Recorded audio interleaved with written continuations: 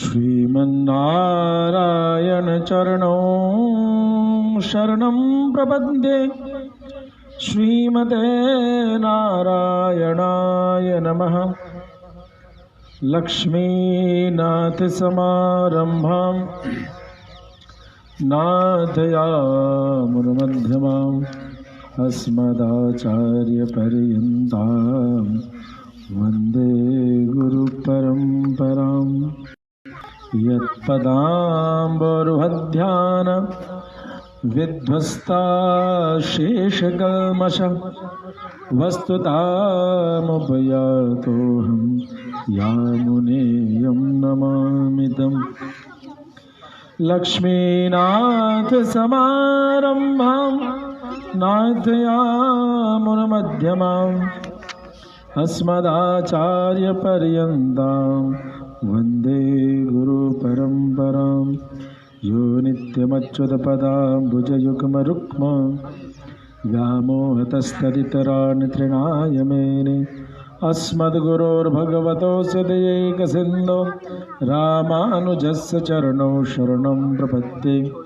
श्रीवेङ्कटेशचरणाम्बुजराजहंसं श्रीवानशैलमुनिवर्यपदाब्जभृङ्गं श्रीशालग्रामगुरुवर्यतनूजरत्नं श्रीकेशवार्यपदपङ्कजमाश्रयामि। वंशे विभूषितकरान्नवनीरदाभात् पीताम्बरादरुणबिम्बफलाधरोष्ठात् पूर्णेन्दुसुन्दरमुखात् दरविन्दनेत्रात् कृष्णात् परं किमपि तत्त्वमहं न जाने। बोल श्री वृंदावन बिहारी लाल की जय। श्री यमुना महारानी की जय। श्री देवराहा बाबा सरकार की जय। भाष्यकार श्री रामानंद स्वामी जी महाराज की जय। श्री स्वामी हरिदास जी महाराज की जय। श्री सद्गुरुदेव भगवान की जय। जय जय श्री राधेश। बड़े सुंदर भाव से हम सभी फेसबुक यूट्यूब के माध्यम से वृंदावन में यमुना महारानी की सेवार्थ स्वाध्याय के लिए चल रही श्रीमद् भगवद गीता के ऊपर स्वाध्याय को सुन रहे हैं और गीता जी के रहस्य को भाष्यकार श्री रामानुज स्वामी जी के दृष्टिकोण से उनके सिद्धांत के अनुसार समझने की चेष्टा कर रहे हैं। जीवन के संग्राम में जब भी कभी धर्म और अधर्म के बीच में उलझन हो तो गीता जी के शरण में जाना चाहिए। और ये 700 श्लोक जीवन के धर्म संकट को या उलझनों को दूर करने के, बड़े से बड़े उलझनों को दूर करने के लिए एक रामबाण के रूप में भगवान ने अपने मुख से उपदेश दिया है।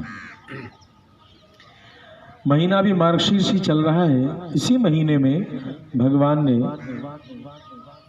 गीता जी का उपदेश दिया है, क्योंकि इसी महीने में 18 दिन की महाभारत संग्राम हुई थी। 48वें श्लोक में हम सभी आज सुन रहे हैं कि योगस्थ कुरु कर्माणि संगम त्यक्त्वा धनंजय सिद्ध सिद्ध्यो समो भूत्वा समत्वं योग उच्यते।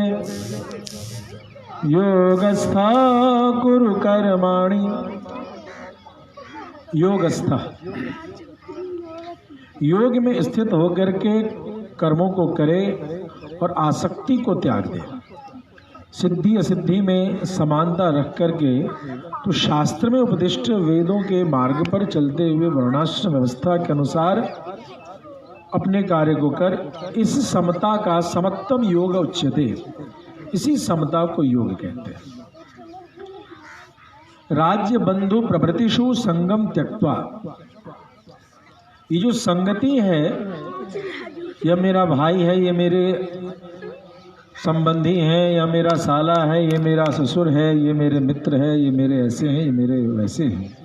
संगम त्यक्त्वा धनंजय।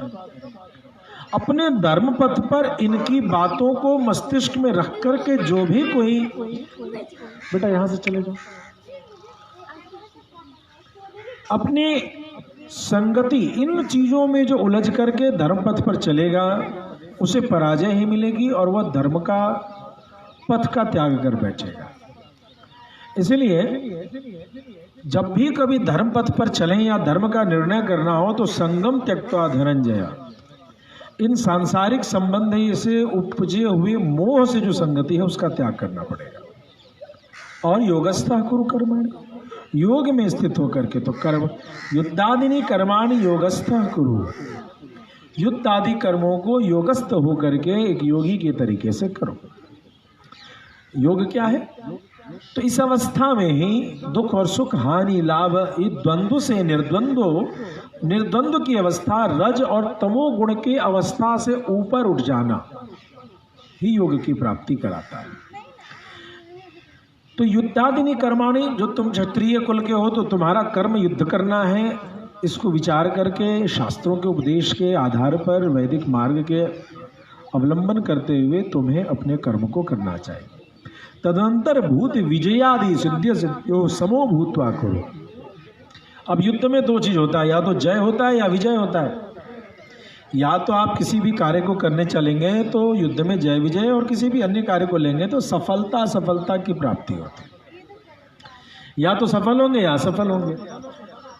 तो इन सफलता और असफलता, सफलता के कारण मन में आमोद प्रमोद उल्लास की अवस्था होती है, और असफलता के कारण मन जो है तो दुखी हो जाता है। तो प्रश्न ये है कि ये सफलता असफलता के कारण होने वाली जो उपस्थिति है या जो अनुभूति है, इसमें उलझेंगे तो फिर धर्म पथ का त्याग होगा।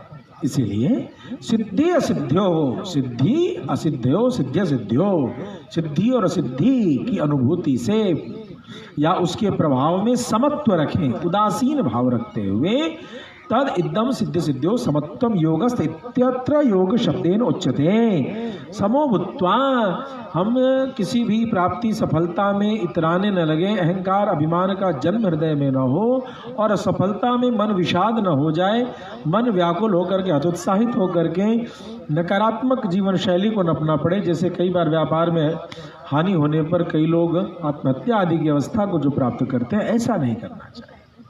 योग सिद्ध सिद्धो समत्व रूपम चित्त समाधानम। योग की परिभाषा रामानुज स्वामी जी कहते हैं कि सिद्धि असिद्धि दोनों की अवस्था में चित्त को समाधिस्थ बनाए रखना, अर्थात स्थिर चित्त प्रसन्नधि, चित्त की स्थिरता बनाए रखना, ना तो ज्यादा हर्षित होना और ना ज्यादा ही हतोत्साहित होना। उत्साह और हतोत्साह के बीच में समता बना करके शास्त्र जो मर्यादा बना के रखे हैं उस पर चलने की चेष्टा ही योग है। किमर्थम इदम असकृत उच्यते। यह बात बार बार क्यों कही जा रही है कि आप कर्मों को करो शास्त्र के उपदेश के अनुसार, लेकिन आप जो है कर्म के फल से अपनी दूरी बना लो। तो कहते हैं दूरेण यवरम कर्म बुद्धि योगा धनंजय, बुद्धौ शरण मन विच्छा कृपणा बल हेतव। बुद्धि योग की अपेक्षा अन्य कर्म जो है बड़ा ही तुच्छ है। बुद्धि योग क्या है? शास्त्र के द्वारा उपदिष्ट मार्ग पर जो हमें कर्म निर्दिष्ट किया गया है, जो बुद्धिष्ट कर्म है, उस कर्म को हम करें लेकिन फल की चिंता न करें। यही शास्त्र की उपदेश है। शास्त्र ने कहा है, इसीलिए हमें इसको करना चाहिए। तो इस बुद्धि योग के द्वारा जो कर्म को देखने की व्यवस्था है, इसके सिवा अन्य कर्म को यदि हम करते हैं, शास्त्र का त्याग करके, वैदिक मार्ग का अवलंबन का त्याग करके करते हैं, तो यह कर्म तुच्छ कहलाने योग्य है। दूरेण ही अवरम कर्म बुद्धि योगाधन किया, बुद्धौ शरण मन विच्छा। इसलिए तो बुद्धि की शरणागति कर, विवेक की शरणागति कर, कृपणा फल हेतव। और फलाशक्ति पूर्वक कर्म जो करने वाले हैं वो तो दीन है, वो कृपण की अवस्था, कृपणा फल हेतव, जो फल की प्राप्ति के लिए जो अपने शास्त्रोपदिष्ट कर्मों को करता हो, वह उसको कहा कृपण, कृपण के रूप से उसी को संबोधित किया गया। तो अर्थात कृपण विशेषण किनके लिए है? जो सिर्फ स्वार्थ के लिए किसी कर्म को करे उसे ही कृपण कहा जाएगा। यह अयम प्रधान फल त्याग विषय अवांतर फल सिद्ध सिद्ध्यो समत्व विषयस्य बुद्धि योग तदयुक्तात् कर्मणा इतरत कर्म दूरेण अवरम। जो प्रधान फल के त्याग विषयक और अन्य अवान्तर फल रूप सिद्धि सिद्धि में समत्व विषयक बुद्धि योग है। प्रधान फल त्याग विषय, जो प्रधान फल है, हम दीपक जलाएं तो रोशनी होगा, कुआं बनाएंगे तो पानी पिएंगे, ऐसे जो कर्म है, क्या फल है, इसका त्याग करके और साथ ही अवान्तर फल सिद्धि सिद्धियों और भी कुछ, जैसे हम दीपक जलाते हैं तो कमरे में रोशनी हो रही है कुछ स्वाध्याय करने के लिए, घर के कार्य करने के लिए, लेकिन उस दीपक की रोशनी से जो रास्ते में चलने वाला पथिक है उसको भी मार्ग दिख जा रहा है, उसे भी मार्ग में जो रोड़े हैं, कंकड़ है, पत्थर है, कोई ईंटा गिरा हो वो दिख जाता है। तो अवान्तर फल, इसकी चिंता में न पड़ करके अपने आप को समत्व बनाना ही बुद्धि योग है। कहते विषयश्च बुद्धि योग तदयुक्तात् कर्मणा इतरत कर्म दूरेण अवरम। इस बुद्धि योग से युक्त कर्म की अपेक्षा दूसरे कर्म जो है दूरेण अवरम, वो नीचे हैं, इससे अलग जो है वो अवरम यानी तुच्छ है। महान एतद्वयो उत्कर्ष अपकर्ष रूपम वैरूप्यम उक्त बुद्धि योग युक्तम कर्म निखिलम सांसारिकम दुखम विनिवर्त्य परम पुरुषार्थ लक्षणम च मोक्षम प्रापयति। दोनों में परस्पर और उत्कर्ष और अपकर्ष रूप या बड़ी भारी विषमता है। उपरयुक्त बुद्धि योग से यदि कर्म करें तो समस्त सांसारिक कर्म निखिलम सांसारिकम दुखम विनिवर्त्य परम पुरुषार्थ लक्षणम। तो यदि हम बुद्धि योग का त्याग करके सिर्फ अपने जिह्वा, नेत्र आदि जो 10 इंद्रियां हैं, इन 10 इंद्रियों की पूर्ति मात्र के लिए यदि किसी कर्म को करते हैं तो वह क्या करता है, सांसारिक दुखों में गिराता है। और बुद्धि योग से यदि कर्मों को करते हैं तो वह क्या करता है, पूर्णतया निवारण करता है। परम पुरुषार्थ लक्षणम च मोक्षम प्रापयति, वो परम पुरुषार्थ की प्राप्ति कराता है, मोक्ष की प्राप्ति कराता है। और दूसरी तरफ अपरिमित दुख रूपम संसारम इति अतः कर्मणि क्रियमाणे उक्ताया बुद्धौ शरणमन विच्च। यदि बुद्धि योग के बिना सोचे बिना विचारे जो करे सो पाछे पछता। तो विचार क्या करना है, लाभ और हानि का, विचार क्या करना है, यश अपयश का, विचार क्या करना है, जय पराजय का, विचार क्या करना है, सुख दुख का, तो बिल्कुल नहीं। विचार यह करना है कि शास्त्र क्या निर्दिष्ट करते हैं, शास्त्र ने जो निर्दिष्ट किया उस कर्म को करने का यही विचार करना चाहिए। संसारिक रज तम गुणों से युक्त जो उपदेश है या जो बातें हैं उनमें विचार में उलझने की आवश्यकता नहीं। तो ऐसी अवस्था का प्राप्ति कैसे हो, तो बुद्धौ शरणम अन्विच्छ। शरणम वासस्थानम, शरण कहते हैं वासस्थान को, जहां पर रहा जाए, जहां टिका जाए, उसको शरण कहते हैं। तस्याम एव बुद्धौ वर्तस्व, और वह यानी अपनी मति, अपनी चिंतन, अपने तर्क को बुद्धि योग के माध्यम से बुद्धि में अर्थात शास्त्र के उपदेशों में शरण देना चाहिए। फलसंगादिना कर्म कुर्वाणा कृपणा संसारिणो भवेयु। फलाशक्ति आदि से कर्म करने वाला मनुष्य कृपण हो जाता है। कृपणा अर्थात संसारिणो, संसारिणा अर्थात संसार से संबंधित हो जाता है। संसार के आलोक में वह कर्म को करता है, इसलिए वह कृपण कहा जाएगा। 50वें मंत्र में भगवान उपदेश देते हैं, बुद्धि युक्तो जहाति उभे सुकृत दुष्कृते तस्माद् योगाय युज्यस्व योग कर्मसु कौशलम। बुद्धि युक्त मनुष्य जहातिह उभे सुकृत दुष्कृते, वह पुण्य और पाप दोनों का त्याग कर देता है। तस्माद् योगाय युज्यस्व, अतः तू कर्म योग के लिए चेष्टा कर। योगा कर्मसु कौशलम, कर्मों में योग ही कुशलता है। बहुत ही सुंदर सी बात यहाँ उपदेश दे रहे हैं। सुकृत दुष्कृते, सुकृत मतलब पुण्य और दुष्कृत मतलब पाप, इन दोनों का नाश बुद्धि योगी कर लेता है। अर्थात क्या पुण्य और पाप दोनों का नाश करना आवश्यक है। भाष्यकार रामानुज स्वामी जी कहते हैं, बुद्धि योग युक्ता तू कर्म कुर्बाण उभे सुकृत दुष्कृते अनादिकाल संचिते अनंते बंध हेतु भूते जहाति। अनादि काल से, जब से यह जीवात्मा परमात्मा के धाम से चली है, तब से इसने कई पुण्य और पाप किए, और वे दोनों पुण्य और पाप क्या करते, बंध हेतु भूते, बंधन के कारण है। इसीलिए बुद्धि योग से यदि वही कर्म किया जाए तो वो जहाती अर्थात इन दोनों का नाश होता है, पुण्य और पाप दोनों का नाश होता है। पुण्य और पाप के नाश की प्रक्रिया को हम सभी समझेंगे। अभी श्लोक को समझते हैं। तस्माद् योगाय युज्यस्व, तस्माद् उक्ताय बुद्धि योगाय, योग मतलब बुद्धि योग, शास्त्र के द्वारा उपदिष्ट जो कर्म है उसको करना, वह फल की चिंता किए बिना इस विचार से युजस्व जुड़े। योगा कर्मसु कौशलम, कर्मसु क्रियमाणेषु अयम बुद्धि योगा कौशलम। कर्म में कुशलता क्या है? विजय प्राप्त करना कुशलता नहीं। गीता जी कहती हैं विजय प्राप्त कर लेना ही कुशलता नहीं है, यश की प्राप्ति कर लेना ही कुशलता नहीं है, सुख के संसाधन की प्राप्ति कर लेना ही कुशलता नहीं है, रोटी कपड़े मकान का भंडार, विपुल भंडार इकट्ठा कर लेना ही कुशलता नहीं है। यदि यह कुशलता होती तो रावण सबसे बड़ा कुशल और सुदामा सबसे बड़ा अकुशल, कंस सबसे बड़ा कुशल, शबरी सबसे बढ़िया कुशल। तो ऐसा नहीं, कुशलता का माध्यम है, कुशलता का प्रमाण है बुद्धि योगा कौशलम। यदि शास्त्र के उपदिष्ट मार्ग से कोई साधक अपने कर्म को कर रहा है तो शबरी का जीवन कुशल पूर्वक चला, सुदामा जी का जीवन कुशल पूर्वक चला। तो लेकिन यह कैसा है? बुद्धि योग कौशलम। यह जो बुद्धि योग से जीवन को कर्म करने का उपदेश भगवान दे रहे हैं, अति सामर्थ्यम, यह बड़ा कठिन है। अति सामर्थ्य साध्य इत्यर्थ, बहुत कठिनाई से इसकी प्राप्ति होती है। शबरी मैया के जीवन को हम सभी जानते ही हैं, सुदामा जी के जीवन को जानते ही हैं, भक्तराज प्रहलाद के जीवन को जानते ही हैं। अति सामर्थ्य साध्य क्यों कहा? इसीलिए शास्त्र के द्वारा उपदिष्ट मार्ग पर यदि कोई अपने जीवन का निर्वहन कर रहा है तो उसे ही कुशल माना जाएगा, क्योंकि भगवान भी जान रहे हैं, भगवान भी यहाँ उपदेश दे रहे हैं तस्मात् योगा जस्वा योगा कर्मसु कौशलम, कि जब कोई आदमी धर्म पर चलता है, हम सभी आपस में दूसरे चर्चा करते हैं कि धर्म पे चले बड़ी कठिनाई है, तो ये आप ही नहीं कह रहे हैं, भगवान भी इशारा कर रहे हैं तस्मात् योगा युज्यस्व। यदि योग बुद्धि योग से शास्त्र के आधार पर जीवन चलोगे तो योगा कर्मसु कौशलम, तो तुम्हारी कुशलता मानी जाएगी। अर्थात कि तुम्हें बहुत सारी परीक्षाएं होंगी, सांसारिक दुखों का अंबार लगेगा और तुम्हें ऐसी बार बार जीवन में ऐसी अनुभूतियां होंगी या ऐसा अवसर आएगा जब लगेगा कि सांसारिक मार्ग से ही जीवन की अवधारणा करना या चिंतन करना श्रेयस्कर है, न कि कष्टप्रद या जो सांसारिक दुखों को लेकर के चलने वाला, प्रदान करने वाला जो वैदिक मार्ग है वो संसार में दुख भी दे सकता है। ऐसी भावना के कारण तुम शास्त्र के पथ का त्याग कर सकते हो। तो कुशलता यह नहीं कि तुमने अंतिम में विजय प्राप्त किया या हार पराजित हुए, कुशलता इसमें है कि तुम वेद मार्ग पर कितना चले।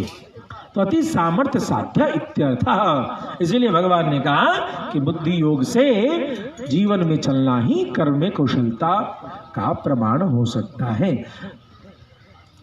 कर्मजम बुद्धियुक्ता ही फलम त्यक्त्वा मनीषिणः जन्म बंध विनिर्मुक्ता पदम गच्छत्यनामयम्। कर्म से कभी भी कोई कर्म करेंगे तो उसका एक फल का निर्माण होता है। कर्म एक वृक्ष है और उसमें एक पुष्प है, फल है। तो फलम त्यक्त्वा मनीषिणः, जो मनीषी चिंतन विवेकी पुरुष होते हैं उसका त्याग कर देते हैं। जन्म बंध विनिर्मुक्ता, और जैसे ही कर्म का फल से रहित कर्म का अनुसंधान करते हैं या फलों का त्याग करके कर्म का अनुसंधान करते हैं तो जीव उन कर्मों के बंधन से मुक्त हो जाता है। और जन्म बंध विनिर्मुक्ता, जन्म के बंधन से मुक्त होकर के पदम गच्छन्ति अनामयम। अनामयम मतलब निरामय, निर्दोष, निर्विकल्प समाधि की प्राप्ति, मोक्ष की प्राप्ति वह कर लेता है। बुद्धि योग युक्ता कर्मजम फलम त्यक्त्वा कर्म कुर्वन्ता तस्मात् जन्म बंध विनिर्मुक्ता अनामयम पदम गच्छन्ति ही प्रसिद्धम एतत् सर्वासु उपनिषत्सु इत्यर्थ। यह बात रामानुज स्वामी जी कहते हैं उपनिषदों में कई जगह प्रमाण के द्वारा देखी जाती है। अर्थात शास्त्र प्रेरिते ज्ञानान न मुक्ति, शास्त्र भी कहता है ज्ञान के बिना मुक्ति नहीं। तो ज्ञान क्या है? तो वेद जिस मार्ग का अवलंबन करा रहे हैं, जिस मार्ग का निर्देश कर रहे हैं, उस मार्ग को स्वीकार करना ही ज्ञान है या उसकी जानकारी होना ही ज्ञान है। अगले 52वें श्लोक में कहते हैं, भगवान उपदेश दे रहे हैं कि यदा ते मोह कलिलम बुद्धिर व्यतितरिष्यति तदा गतास्य निर्वेदम श्रोतव्यस्य श्रुतस्य च।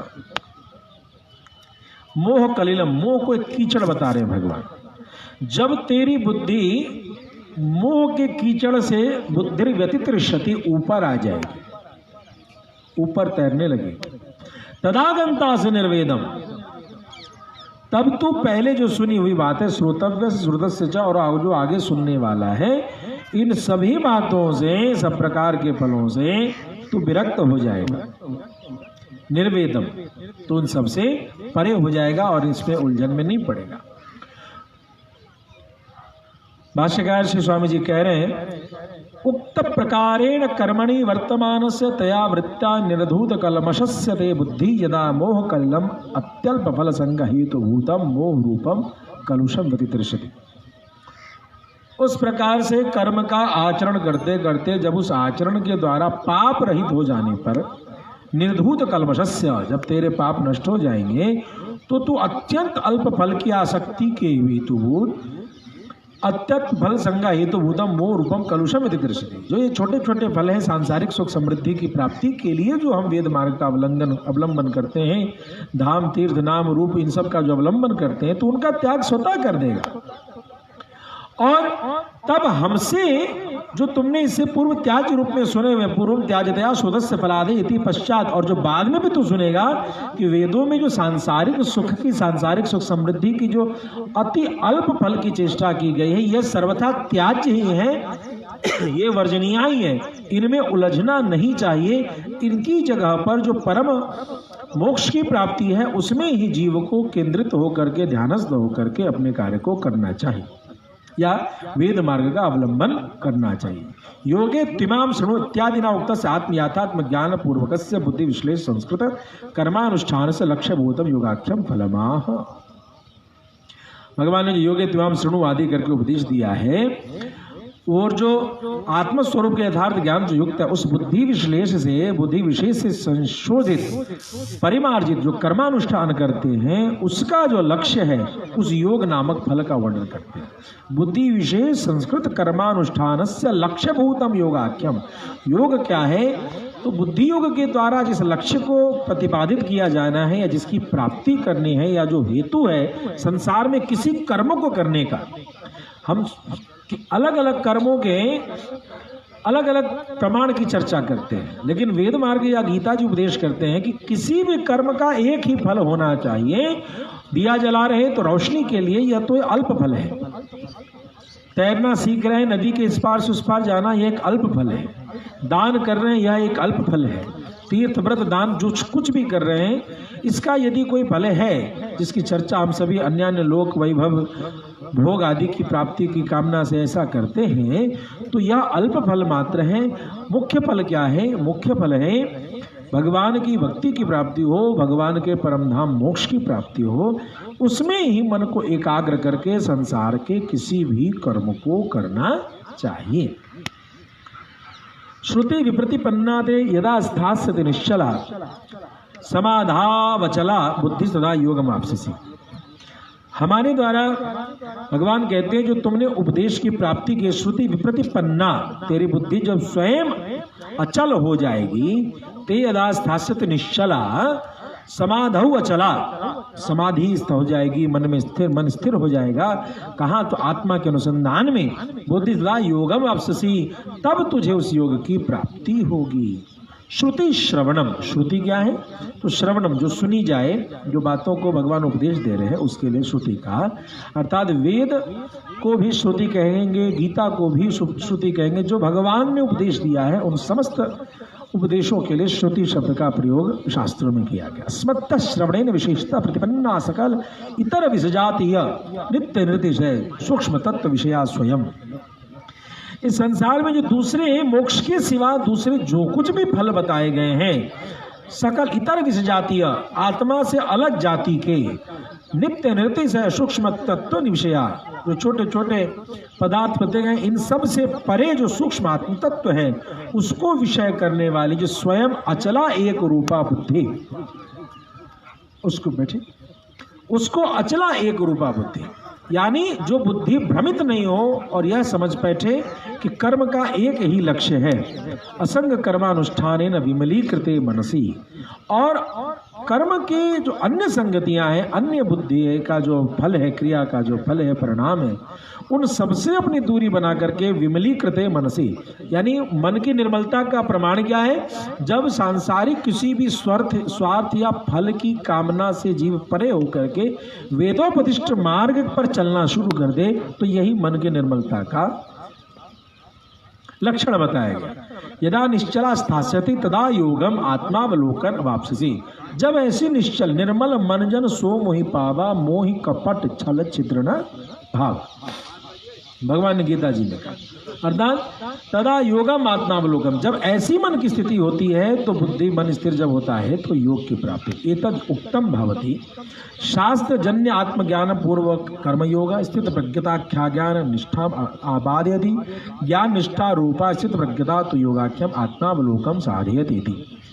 शास्त्र जनित जो आत्मज्ञान सहित जो कर्मयोग है, स्थित प्रज्ञता नामक ज्ञान निष्ठा को, स्थित प्रज्ञता ज्ञान ज्ञान निष्ठा वो अपा देती, वह ज्ञान निष्ठा को प्राप्त कराती है, और ज्ञान निष्ठा रूपी जो स्थित प्रज्ञता योग नामक आत्म साक्षात्कार को सिद्ध कराती है।